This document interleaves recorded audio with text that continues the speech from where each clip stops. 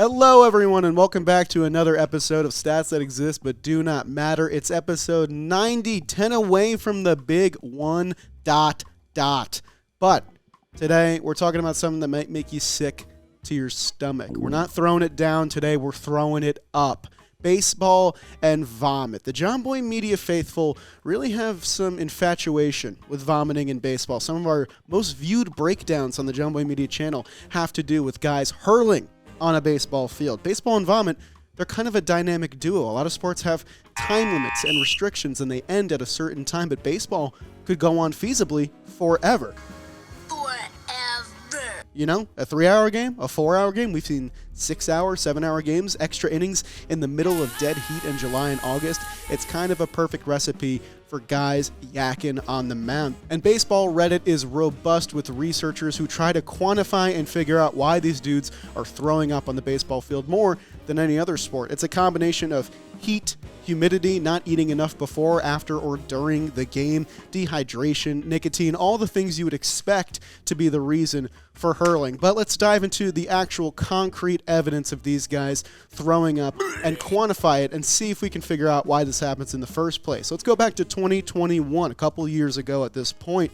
Dylan Bundy and Bo Burrows, Angels and Detroit Tigers at the time, both those guys were the only two to throw up in a televised MLB game that year, and they both ended up on the Minnesota Twins. How about that? If you vomit a lot, you probably end up on the Twins. Also, let's pour one out for Dylan Bundy, because when he did puke, Kevin Durant was actually in the stadium watching, so if that was an idol of his, that's kind of an embarrassing moment. Kind of feel bad for him. But 2022, we stepped it up and we doubled that amount from 2 throw-ups to 4 throw-ups, and the first one happened in spring training way early on. Ralph Garza Jr. He threw up during a spring training game, and obviously he wasn't too sharp after the fact, but some guys are unusually dominant once they get that out of their system, get the bad stuff out, throw the good stuff on the mound. Who remembers Cleveland Indians closer Chris Perez in 2012? He picked up his major league leading 20th save in a game against the Cardinals, where he threw up on the mound right before finishing the job. He said it was because he chugged water to stay hydrated earlier in the day. He was trying to prevent this from happening,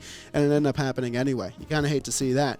Kansas City pitcher Jonathan Heasley in 2022, a name I've never heard of, so shout out to him. He was throwing a shutout against the Snakes in late August. His 4th inning went strikeout, ground out, single, throw up, walk, throw up, fly out. So you had to get the bad stuff out and then get that last out of the inning. Good for Jonathan Heasley finishing the job and staying tough on the mound. Obviously, the one we're all familiar with if we're John Boy Media fans is the 2019 game between the Brewers and the Rangers, where Adrian Hauser, who's put together a pretty solid career, blew chunks on the mound, but he finished that inning and had a really strong outing altogether, going 6 innings and just giving up 3 hits and 1 earned run with 10 strikeouts, one of the highest totals in any start of his entire career, and it made for a pretty fantastic breakdown. Also, we've mostly been talking about pitchers, but position players are not immune to this as well. Infielder Lucius Fox and outfielder Sky Bolt, a pair of great names, superhero names I might even add, were the two to throw up in 2022 despite not throwing pitches on the mound. And if we go even further back in time, some of these vomiting tales from MLB games are absolutely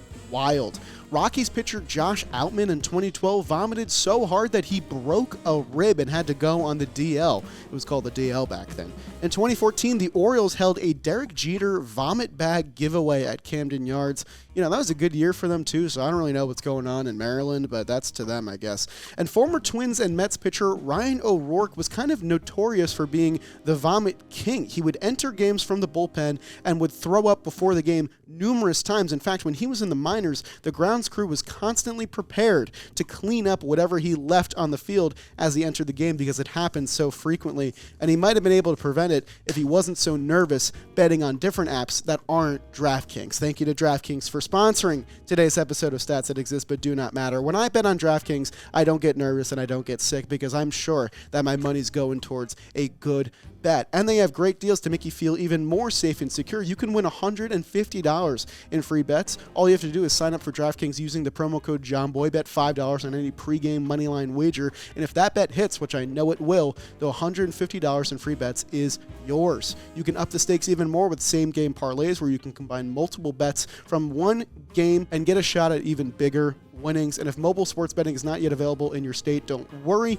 DraftKings Daily Fantasy and DraftKings Rainmakers can still get you in on the fun. So new customers bet $5 on any pregame moneyline bet and receive an additional $150 in free bets if that wager cashes. Download their app now, use promo code JOHNBOY, and take advantage of this offer today. And if you're feeling sick, get to the nearest toilet or just muscle down like the pitchers we talked about and power through. Thank you for watching today's episode of Stats That Exist But Do Not Matter. We will see you guys next time.